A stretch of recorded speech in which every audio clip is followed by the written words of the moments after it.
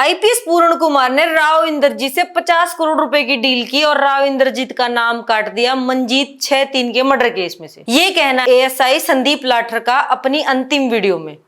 हरियाणा में आईपीएस पूर्ण कुमार की आत्महत्या के एक हफ्ते बाद उनके अंतिम संस्कार से भी पहले उन्हीं के गनमैन को अरेस्ट करने वाले एएसआई संदीप लाठर ने खुद को गोली मारकर आत्महत्या कर ली।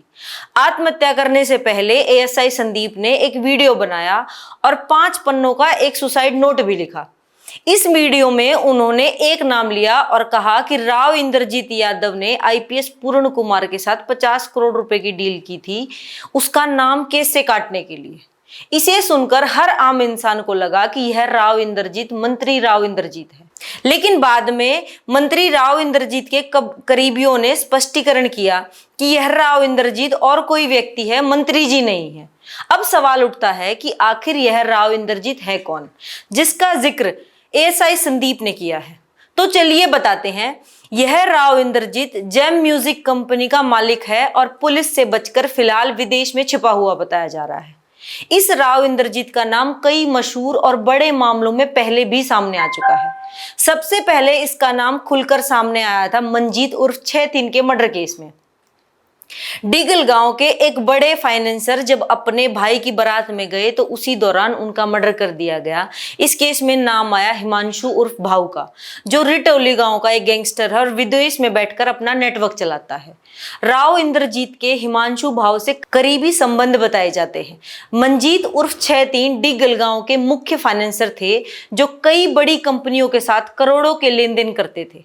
अब सवाल यह है कि म्यूजिक कंपनी का एक मालिक एक फाइनेंसर को क्यों मरवाएगा? इसका लिंक भी फाइनेंसर से ही जुड़ा हुआ बताया गया है। जब भी कोई फाइनेंसर किसी बड़ी कंपनी को पैसा देता था तो राव इंद्रजीत उन कंपनियों के मालिकों से मिलकर उन्हें समझाता कि पैसे देना कुछ समय तक रोक दो। फिर वह खुद मध्यस्थता कर फाइनेंसरों से मिलता और बदले में अपना हिस्सा लेता।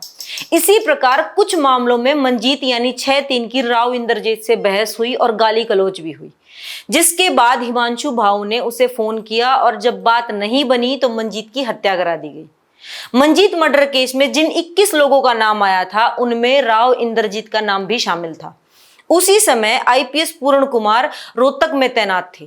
डिगल गांव की पंचायत जब राव इंद्रजीत को बचाने की कोशिशों की खबर सुनकर आईपीएस पूर्ण कुमार से मिलने गई तो उन्होंने भरोसा दिलाया कि केस में से किसी का भी नाम नहीं हटाया जाएगा। बाद में जब सीआईए की टीम राव इंद्रजीत को गिरफ्तार करने पहुंची तो उसके घर पर ईडी की रेड चली हुई थी। इसी बीच आपसी तालमेल की कमी होने के कारण या फिर हड़बड़ी में अपने संपर्कों के चलते राव इंद्रजीत प्राइवेट जेट से दुबई भाग गया और अब वहीं से अपना नेटवर्क चला रहा है। विदेश में बैठे बैठे ही हाल ही में एल्विश यादव के घर पर हुई फायरिंग में भी राव इंद्रजीत का नाम सामने आया था। इसके अलावा भी सिंगर फैजलपुरिया पर हमले में भी उसका ही नाम जुड़ा हुआ बताया जा रहा है। एएसआई संदीप लाठर ने अपने सुसाइड नोट और अपनी सुसाइड वीडियो में आईपीएस पूर्ण कुमार पर राव इंद्रजीत से 50 करोड़ की डील पर उसका नाम निकालने के आरोप लगाए हैं, जबकि एसपी नरेंद्र बिजरानिया और डीआईजी शत्रुजीत कपूर को ईमानदार बताया। राव इंद्रजीत के खिलाफ हत्या, फिरौती और अवैध वसूली के कई मामले दर्ज बताए जा रहे हैं। जांच एजेंसियों को उसके हिमांशु भाऊ गैंग से करीबी संबंधों के भी सबूत मिले हैं। दोनों मिलकर हरियाणा और दिल्ली एनसीआर में सुपारी किलिंग और रंगदारी का नेटवर्क चलाने के आरोप में चर्चित रहे हैं। हालांकि ये सभी आरोप हैं, अभी तक कोर्ट में ये सिद्ध नहीं हुए हैं। उसकी कंपनी का नाम जेम म्यूजिक या जेम ट्यून्स बताया जाता है।